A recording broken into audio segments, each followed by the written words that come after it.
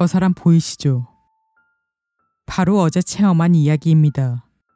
저는 원래는 늘 차로 다니는데 어젯밤은 회식이 있어서 오래간만에 전철을 탔습니다. 평소 같으면 집이 같은 방향인 친구한테 차를 태워달라고 했겠지만 그날은 아무리 찾아봐도 그쪽으로 가는 사람이 없어서 대략 한 1년 만에 전철을 타고 집으로 가기로 했습니다. 그렇게 술자리가 끝난 뒤 저는 집으로 가는 전철을 타려고 역으로 갔습니다. 전철이 올 때까지 10분 정도 시간이 남아서 승강장 벤치에 앉아 핸드폰을 만지작거리고 있었지요.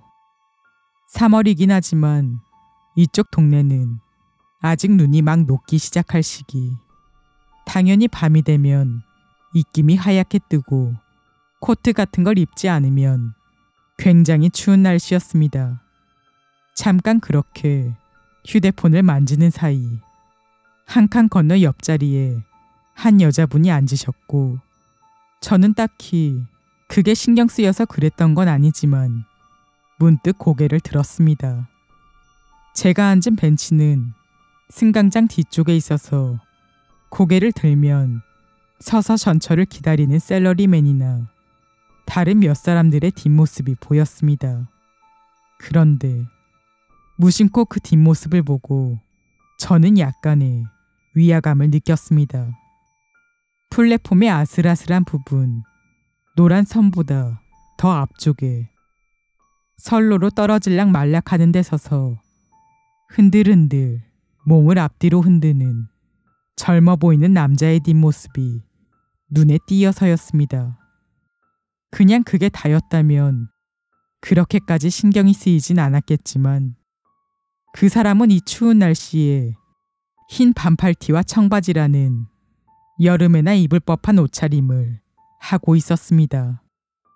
갈색 짧은 머리카락에 검은 숄더백을 걸치고 천천히 흔들흔들 몸을 크게 앞뒤로 흔들고 있었습니다. 금방이라도 선로에 떨어질 것만 같은 아슬아슬한 데 서 있는데도 다른 사람들은 그닥 신경도 안 쓰는 것 같았습니다. 하지만 그 사람은 척 보기에도 너무나 수상해 보여서 혹시 투신자살하려고 저러나?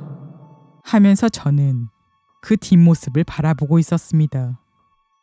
그런데 그때 갑자기 오른쪽 어깨를 두드려서 좀 놀라 돌아보니 제 옆에 앉아있던 여자분이 이쪽을 보고 눈살을 찌푸리고 있었습니다.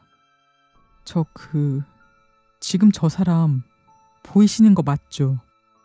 그 말을 듣고 순간 무슨 말인지 이해를 못해 하면서 그 여자분이 시선을 돌리는 쪽으로 저도 눈길을 주었습니다. 그곳은 아까까지의 그 수상한 남자가 서 있어야 할 장소였습니다.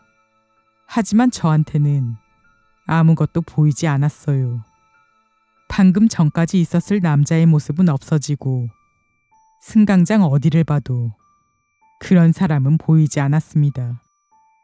한눈 판 건 딱 한순간이라 이런 짧은 시간 사이에 사라질 수 있을 리가 없는데 말입니다. 혹시 선로에 떨어진 건가? 라는 생각도 해봤지만 다른 사람들은 아까랑 전혀 다를 바 없는 모습으로 서 있었습니다. 깜짝 놀라서 옆에 앉은 여자분을 다시 한번 돌아보니 그 여자분은 또 보이시죠?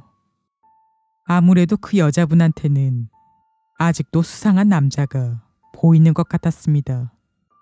이 사실을 알아차린 순간 저는 너무 겁이 나서 그 자리에서 한시라도 빨리 도망쳐야겠다고 생각했습니다. 그 여자분께 저쪽 자판기에서 주스라도 사서 얘기할까요? 라고 말한 뒤 주스를 사서 그냥 둘이 가만히 자판기 앞에서 기차가 오기만 기다렸습니다. 전철에 타서 그 남자가 있던 곳을 지나가는 순간 제 눈에는 역시나 아무것도 안 보였지만 그 여자분은 얼굴을 똑똑히 보신 것 같았습니다. 웃고 있었어요.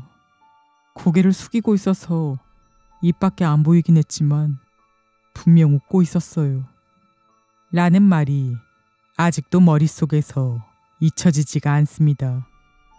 당신도 보이시나요? 계열 이야기는 알고야 있었지만 설마 제가 그걸 체험하리라곤 꿈에도 생각을 못했습니다.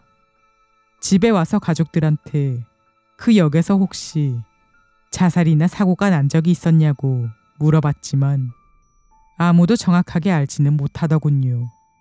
이해하기 어려운 문장이라 죄송합니다.